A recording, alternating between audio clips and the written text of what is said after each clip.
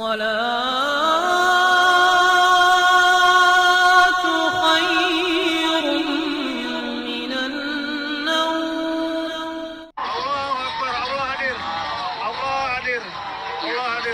پیارے دوستو، خانہ کعبہ میں ذی الحج کا چاند نظر آتے ہی معجزہ ہو گیا۔ لوگوں نے اللہ کے نعرے بلند کر دیے۔ السلام علیکم پیارے دوستو، خانہ کعبہ میں جیسے ہی ذی الحج کا چاند ظاہر ہوا تو آسمان پر یکایک ایسی نورانی مخلوق دیکھی گئی جسے دیکھ کر لوگوں کے ہوش اڑ گئے۔ سب پر ایک ہیبت سی طاری ہو گئی تھی۔ وہ مخلوق کون تھی اور کیا نوید سنانے آئی تھی؟ کیا یہ امت مسلمہ کی آخری عید ہو سکتی ہے؟ یہ تمام تفصیلات جانیے آج کی اس ویڈیو میں۔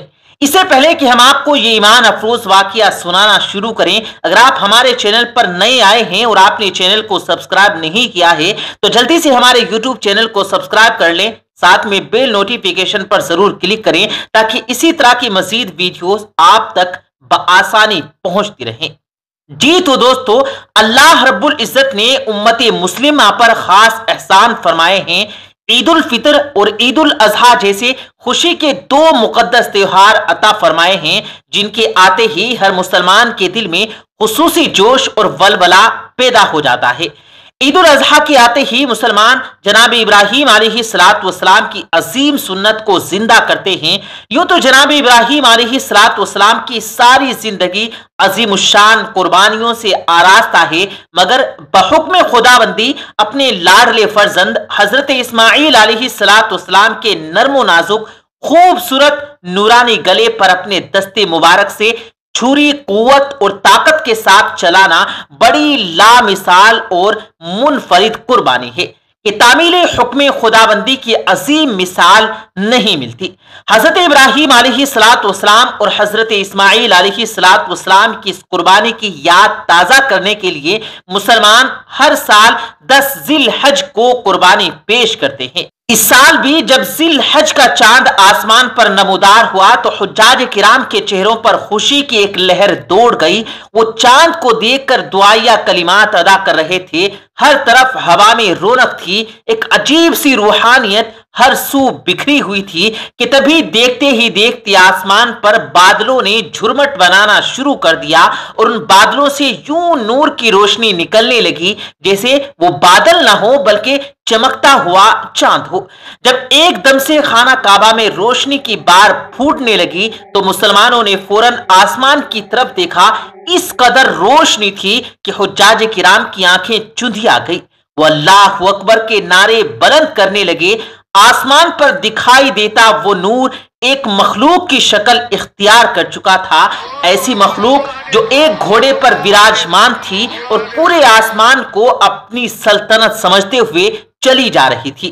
پیارے دوستو، یہ منظر دیکھنا تھا کہ لوگوں پر ہیبت طاری ہو گئی۔ وہ یک زبان ہو کر اللہ اکبر کے نعرے لگانے لگے۔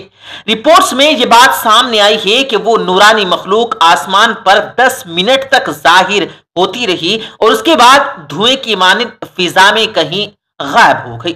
دوستو، وہ کون تھا؟ کوئی جن تھا یا پھر فرشتہ؟ یہ بات لوگوں کے ذہنوں میں ایک سوالیہ نشان چھوڑ گئی تھی۔ لوگوں کے بے ساختہ حضرت ابراہیم علیہ السلام کی قربانی یاد آنے لگی۔ عجیب منظر تھا جب باپ نے اپنے نو عمر فرزند سے پوچھا، اے میرے بیٹے، میں نے خواب میں دیکھا ہے کہ میں تجھے ذبح کر رہا ہوں، بتا تیری کیا مرضی ہے؟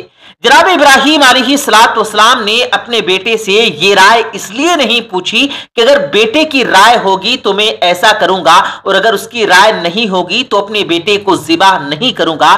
نہیں، ایسا ہرگز نہیں، بلکہ جناب ابراہیم علیہ السلام نے رائے اس لیے پوچھی تھی کہ میری نبوت کا وارث اس آزمائش میں پورا اترتا ہے یا نہیں، اور یہ بھی معلوم ہو جائے کہ اللہ کے حکم کے بارے میں بیٹے کا تصور کیا ہے۔ جناب اسماعیل علیہ السلام کی فرما برداری دیکھیے۔ وہ بیٹا بھی تو کوئی عام بیٹا نہیں تھا، وہ بھی تو آخر خلیل اللہ کا فرزند ارجمن تھا۔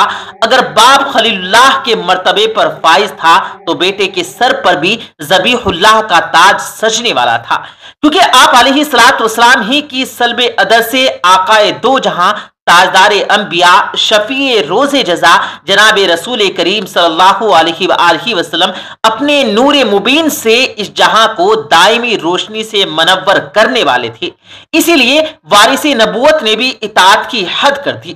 آپ علیہ الصلوۃ والسلام نے اپنے باپ کے سامنے سر کو جھکا دیا اور یہ بھی نہیں پوچھا کہ ابا جان مجھ سے کون سا جرم سرزد ہوا ہے، میری غلطی کیا ہے جو آپ مجھے موت کے حوالے کرنے جا رہے ہیں، بلکہ قربان جائیں اس بیٹے پر جس نے انتہائی عاجزی اور انکساری سے اپنے باپ کے آگے گردن جھکاتے ہوئے جو کلمات اپنی زبان سے ارشاد فرمائے وہ قیامت تک نسل انسانی کے لیے مشعل راہ بن گئے۔ چنانچہ آپ نے ارشاد فرمایا، اس بیٹے نے کہا اے ابا جان آپ وہی کیجئے جس کا آپ کو حکم کیا گیا ہے، انشاءاللہ آپ مجھے قریب صبر کرنے والوں میں سے پائیں گے۔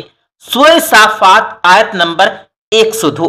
اے ابا جان میں روؤں گا نہیں اور نہ ہی میں چلاؤں گا اور نہ ہی آپ کو اس کام سے منع کروں گا، اب آپ چلیے اور اس حکم کی تعمیل میں دیر نہ کیجیے، انشاءاللہ تعالی آپ مجھے صبر کرنے والوں میں سے پائیں گے۔ یہ فیضان نظر تھا کہ مکتب کی کرامت تھی، سکھائے کس نے اسماعیل کو آداب فرزندی۔ اب آگے بڑھ کر جناب ابراہیم علیہ السلام نے اپنے بیٹے کی پیشانی کے بل لٹا دیا اور جناب اسماعیل علیہ السلام نے اللہ تعالیٰ کے عشق میں اپنی گردن مبارک زمین پر رکھ دی اور باپ نے چھری کو چلانا شروع کر دیا تو آسمان کے فرشتے پہلی مرتبہ اطاعت خداوندی اور تسلیم و رضا کا یہ عالی شان منظر دیکھ کر حیران رہ گئے۔ قریب تھا کہ چھری چل جاتی، لیکن اللہ کریم کی طرف سے ندا آئی، اے ابراہیم تو نے خواب کو سچ کر دکھایا، یہ ایک بڑی آزمائش تھی، تم اس میں کامیاب ہوئے، اور اللہ تعالیٰ نے جنت سے جناب اسماعیل علیہ السلام کے بدلے قربانی کے لیے ایک دمبا بھیج دیا، اور یوں سنت ابراہیمی قیامت تک ہر صاحب استطاعت پر واجب کر دی گئی، وہ قربانی راہ حق میں جو اسماعیل علیہ السلام نے تھی۔ حضرت زید بن ارقم رضی اللہ تعالی عنہ فرماتے ہیں کہ صحابہ کرام نے عرض کیا، یا رسول اللہ صلی اللہ علیہ وآلہ وسلم یہ قربانی کیا ہے؟ آپ صلی اللہ علیہ وآلہ وسلم نے فرمایا، یہ تمہارے باپ جناب ابراہیم علیہ السلام کی سنت ہے۔ انہوں نے عرض کی، یا رسول اللہ اس میں ہمارا کیا فائدہ ہے؟ آپ صلی اللہ علیہ وآلہ وسلم نے فرمایا، تمہارا فائدہ یہ ہے کہ تمہیں قربانی کے جانور کے ہر بال کے بدلے میں ایک نیکی ملے گی۔ انہوں نے عرض کی، یا رسول اللہ اون کا کیا حکم ہے؟ آپ صلی اللہ علیہ وآلہ وسلم نے فرمایا، اون کے ہر بال کے عوض میں بھی ایک نیکی ملے گی۔ حضرت عبداللہ بن عمر رضی اللہ تعالی عنہ سے روایت ہے کہ حضور نبی کریم صلی اللہ علیہ وآلہ وسلم نے مدینہ منورہ میں 10 سال قیام فرمایا اور ہر سال قربانی کی۔ حضور اقدس صلی اللہ علیہ وآلہ وسلم نے فرمایا، قربانی کا دن کوئی نیک عمل اللہ تعالیٰ کے نزدیک قربانی کا خون بہانے سے بڑھ کر محبوب اور پسندیدہ نہیں۔ ترمذی، ابن ماجہ۔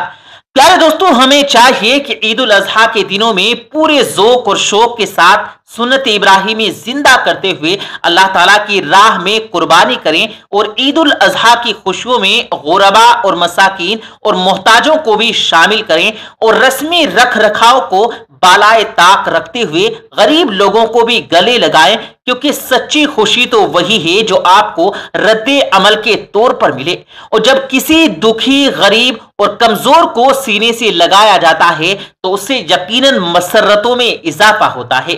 دعا ہے کہ اللہ تبارک و تعالی تمام اہل اسلام کی قربانیوں کو اپنی بارگاہ میں شرف قبولیت عطا فرمائے، آمین یا رب العالمین۔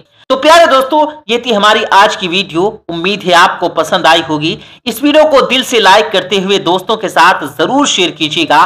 مزید اسی طرح کی ویڈیوز دیکھنے کے لیے ہمارے یوٹیوب چینل کو بھی ضرور سبسکرائب کیجیے گا۔ ہم ملتے ہیں پھر ایک کسی قیمتی ویڈیو کے ساتھ، تب تک کے لیے اللہ حافظ۔